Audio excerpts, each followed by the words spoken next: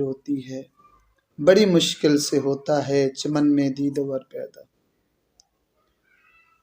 سامعین، آج جس شخصیت کے بارے میں آپ کو لیکچر دے رہا ہوں وہ ہے سر سید احمد خان صاحب۔ تو سر سید احمد خان صاحب ایک بہت بڑی شخصیت تھے۔ آپ کو قصر پاکستان کا بانی بھی کہا جاتا ہے، یعنی قصر پاکستان کی پہلی اینٹ رکھنے والا سر سید احمد خان صاحب تھا۔ تو آج میں سر سید احمد خان صاحب کے حالات زندگی اور اس کی خدمات کے متعلق آپ کو بتاؤں گا۔ سر سید احمد خان صاحب 17 اکتوبر 1817 کو دہلی میں پیدا ہوئے۔ سید احمد خان کی تعلیم قدیم طرز پر ہوئی۔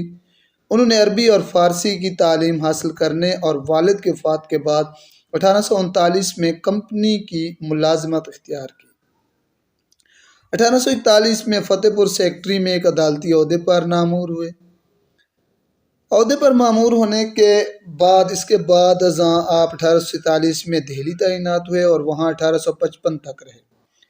1857 کی جنگ آزادی کے دوران بنجور میں ایک عدالتی عہدے پر مامور تھے۔ 1869 میں سر سید احمد خان صاحب اپنے بیٹے سید محمود کے ساتھ انگلستان گئے اور وہاں 17 ماہ تک برطانوی تعلیمی نظام کا مطالعہ کیا۔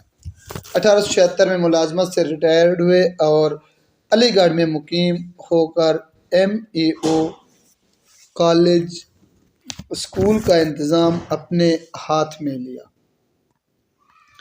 1878 میں انہیں لیجسلیٹو کونسل کا رکن نامزد کر دیا گیا۔ 1888 میں انہیں سر کا خطاب دیا گیا۔ میں آپ کو بتاتا چلوں کہ برٹش گورنمنٹ نے برصغیر میں 2 بڑے خطابات رکھے ہوئے تھے، ایک سر اور ایک خاں کا خطاب۔ تو سر سید احمد خان صاحب ایک واحد شخصیت تھے پاکستان برصغیر میں جسے سر کا بھی خطاب ملا تھا اور خاں کا بھی خطاب ملا تھا۔ 27 مارچ 1898 میں 81 سال کی عمر میں وفات پائی اور علی گڑھ کالج کی مسجد میں آپ کو دفن کیا گیا ہے۔ یہ تھوڑے سے آپ کے حالات زندگی تھے۔ اب آپ کی خدمات اور افکار کیا ہیں؟ سب سے پہلے جائزہ لیتے ہیں آپ کی تعلیمی خدمات کا۔ اشاعت تعلیم سر سید کی زندگی کا نصف العین تھا۔ وہ اسی میں تمام قومی مسائل کا حل تلاش کرتے تھے۔ انہوں نے مسلمانوں کو مغربی تعلیم حاصل کرنے اور انگریزی زبان سیکھنے کا مشورہ دیا۔ اس وقت مسلمان چونکہ انگریزوں کے قائم کیے ہوئے تعلیمی اداروں میں اپنے بچوں کو بھیجنا گناہ سمجھتے تھے، لہذا سر سید احمد خان نے ایسے ادارے قائم کیے جن کو مسلمان خود چلائیں اور ان میں اعلیٰ معیار کی جدید تعلیم دی جائے۔ اس سلسلے میں ان کے چند اہم اقدامات جو ہیں میں آپ کو بتاتا ہوں۔ نمبر 1 پہ ہے مراد آباد اور غازی پور کے اسکول۔ سر سید نے 1859 میں مراد آباد میں ایک فارسی مدرسہ کھولا۔ اس مدرسے میں فارسی کے علاوہ انگریزی بھی پڑھائی جاتی تھی۔ دوسرا 1862 میں غازی پور میں قائم کیا گیا۔ اس انگریزی پڑھانے کا انتظام بھی اس ادارے میں تھا۔ یہ وکٹوریہ اسکول غازی پور جدید طرز کا پہلا ادارہ تھا جس میں انگریزی اور جدید علوم کے علاوہ اردو، عربی، فارسی اور سنسکرت پڑھانے کا بندوبست کیا جاتا تھا۔ سائنٹیفک سوسائٹی کا قیام 1862 میں سر سید نے غازی پور میں ایک سوسائٹی قائم کی۔ اس کا مقصد ریاضی، طبیعیات، تاریخ اور معاشیات کی مستند انگریزی کتابوں کے اردو تراجم شائع کرنا تھا تاکہ انگریزی سے ناواقف لوگ مغربی علوم سے استفادہ کر سکیں۔ 1862 میں اس سوسائٹی کا دفتر علی گڑھ منتقل کر دیا گیا۔ سوسائٹی نے کتابوں کے لیے اپنا پریس بھی قائم کر لیا۔ اس سوسائٹی کے انتظامی امور سر سید کے ایک دوست راجہ جے کشن داس انجام دیا کرتے تھے۔ کمیٹی خواستگار ترقی تعلیم مسلمانان ہند۔ سر سید احمد خان صاحب نے 1870 میں ایک کمیٹی قائم کی جس کا مقصد یہ معلوم کرنا تھا کہ مسلمان تعلیم کے میدان میں کیوں پیچھے رہ گئے ہیں اور تعلیمی پسماندگی کا مداوع کیسے کیا جا سکتا ہے۔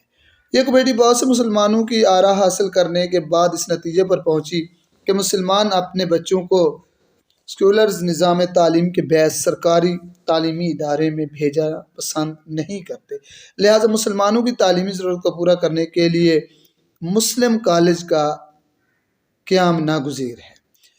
MAO ہائی اسکول، یہ سر سید احمد خان صاحب کی ایک بہت بڑی کاوش تھی۔ سر سید احمد خان نے اپنے دور انگلستان کے دوران برطانوی نظام میں تعلیم کا جائزہ لینے کے بعد مسلمانوں کے لیے برطانوی معیار کا ایک کالج قائم کرنے کا پختہ ارادہ کر لیا۔ آپ کی کوششوں سے ابتدا میں ایک اسکول کا قیام عمل میں آیا۔ اس کا سنگ بنیاد مولوی سمیع اللہ خان نے علی گڑھ میں رکھا۔ اسکول کے تعمیراتی فنڈ میں نواب رامپور، مہاراجہ پٹیالہ، نظام حیدرآباد اور گورنر جنرل لارڈ بروک نے عطیات دیے۔ بالآخر 24 مئی 1875 میں علی گڑھ میں MAO ہائی اسکول قائم ہوا۔ 1876 میں پنشن پا کر سر سید نے اس ادارے کا انتظام اپنے ہاتھ میں لے لیا۔ MAO علی گڑھ 1877 میں اس ادارے کو کالج بنا دیا گیا۔ اسے معیاری درسگاہ بنانے کے لیے تھیوڈرس، بلاکس اور آرچ وولڈ جیسے معروف یورپی اساتذہ کی خدمات حاصل کی گئی۔ کالج کا سنگ بنیاد وائسرائے لارڈ لیٹن نے رکھا۔ اس کالج میں جدید اور قدیم علوم کے الگ الگ شعبے قائم کیے گئے۔ وقت گزرنے کے ساتھ ساتھ جدید علوم کا شعبہ برابر ترقی کرتا گیا۔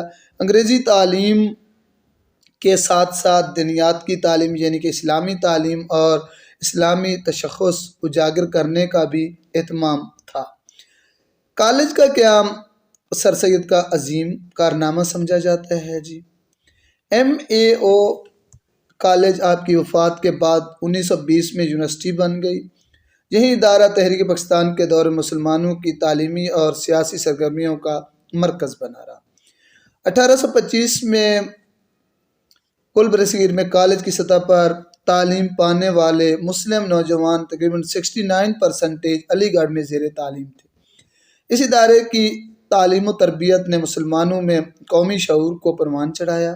اس لیے مولوی عبدالحق کا کہنا تھا کہ لوگ کہتے ہیں سر سید نے کالج قائم کیا، میں کہتا ہوں نہیں، انہوں نے ایک قوم بنائی ہے۔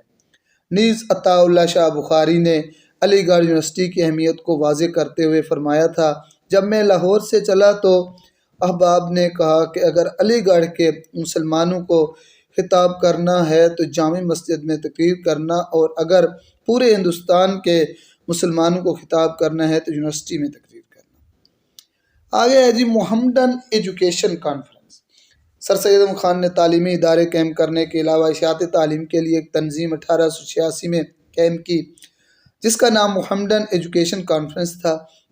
اس کے سالانہ اجلاس مختلف مقامات پر منعقد ہوئے تھے۔ اس کی کوششوں سے ملک کے مختلف حصوں میں اسکول اور کالج کھولے گئے۔ ان اداروں میں علی گڑھ یونیورسٹی، عثمانیہ یونیورسٹی، حیدرآباد دکن اسلامیہ کالج پشاور وغیرہ کے نام قابل ذکر ہیں۔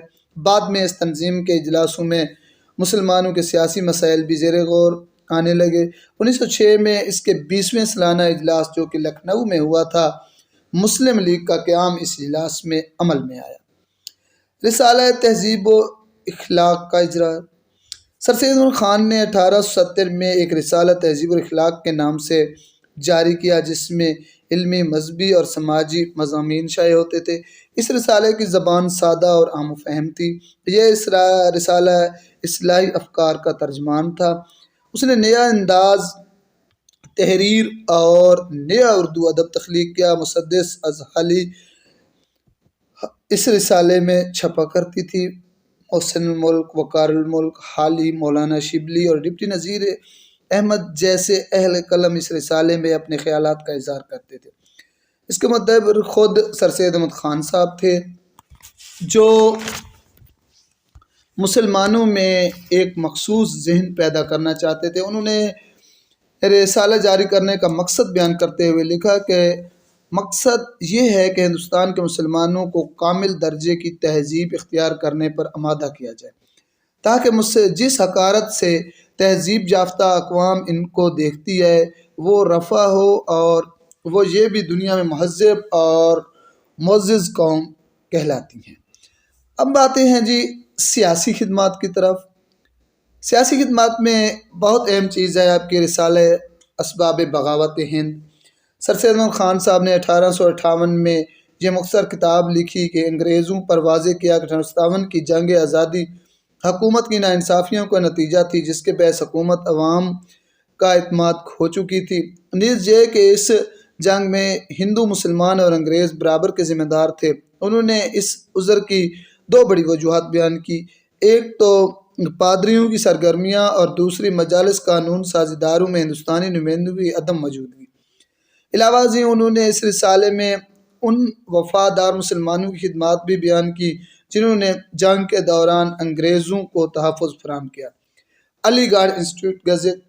اس رسالے کا ایک کالم اردو اور دوسرا انگریزی میں ہوتا تھا۔ اس رسالے کا مقصد انگریزوں کو باہم مقامی باشندوں کے مسائل سے آگاہ کرنا تھا اور مسلمانوں میں سیاسی شعور پیدا کرنا تھا۔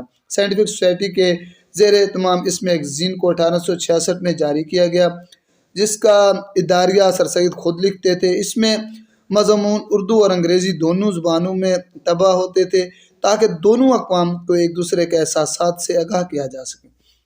شروع میں یہ گزٹ ہفتہ اور روزہ تھا، پھر سہ روزہ ہو گیا۔ اس گزٹ کے ذریعے سر سید اور ان کے ساتھیوں نے نہ صرف سیاسی تنازعات بلکہ معاشرتی اور تعلیمی امور پر بھی اپنے نقطہ نظر کی تشریح کی۔ مسلم مفادات کا تحفظ۔ سر سید نے حکومت کے نمائندوں اداروں کے قیام اور سرکاری ملازمتوں میں مسلمانوں کے لیے الگ کوٹا کا مطالبہ کیا۔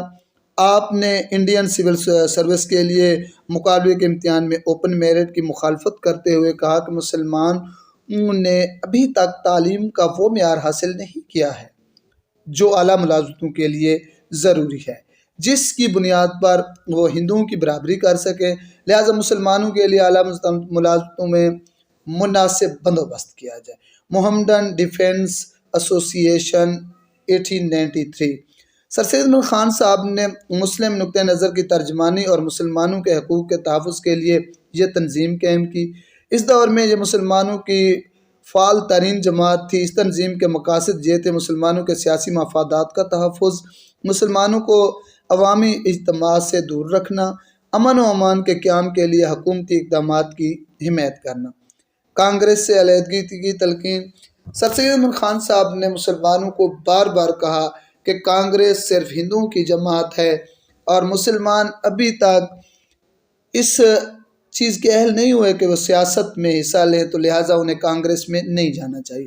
الگ قوم کا تصور تھا۔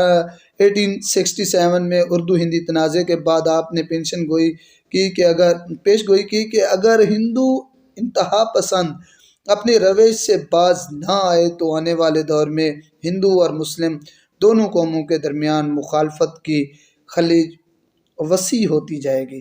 سر سید نے اسٹیٹ کمشنرز بنارس سے کہا تھا کہ مجھے یقین ہو گیا ہے کہ آئندہ دنوں میں قوم میں ہندو اور مسلمان دل سے کسی کام میں شریک نہیں ہو سکیں گی اور یہ دونوں الگ قومیں بن جائیں گی، تو لہٰذا انہوں نے قوم کا لفظ استعمال کیا۔ جداگانہ انتخابات کا آپ نے مطالبہ کیا بہت ساری جگہوں پر۔ انڈین پیراڈیٹکس ایسوسی ایشن یہ 1888 میں آپ نے قائم کی۔ اس کے بعد ہے ادبی خدمات۔ ادبی خدمات میں آپ ہیں آثار سنادید۔ 1847 میں سر سید احمد خان نے اس کتاب میں دہلی کی پرانی عمارات، کھنڈرات اور تاریخی آثار پر روشنی ڈالی۔ تاریخ سرکشی بنجور۔ 1869 میں اس کتاب میں بنجور کے مقام پر جنگ آزادی کے حالات قلم بند کیے گئے ہیں۔ سر سید کی یہ کتاب ادب کا شاہکار ہے۔ خطبات احمدیہ 1870 میں آپ نے لکھی۔ اردو ڈیفینس سوسائٹی ایک آپ نے قائم کی۔ تابین الکلام 1863 میں آپ نے کی۔ بائبل کی تفسیر آپ نے کی۔ رسالہ اسباب بغاوت ہند 1858 میں لکھا، اور اس کے بعد اس کے اہل کتاب کے ساتھ ساتھ اس کے رابطے بھی تھے۔ آئین اکبری آپ نے 1855 میں لکھا۔ جی تو سر سید احمد خان صاحب کے یہ تھوڑے سے میں نے آپ کو حالات زندگی اور ان کی تھوڑی سی کاوشوں کے متعلق آپ کو بتایا۔ امید ہے آپ کو یہ پسند آئی ہوں گی، اور انشاءاللہ نیکسٹ ویڈیو میں ہم مزید کسی اور معلومات کے ساتھ اور تاریخ کے ساتھ پیش ہوں گے۔ اللہ حافظ۔ ہوتی ہے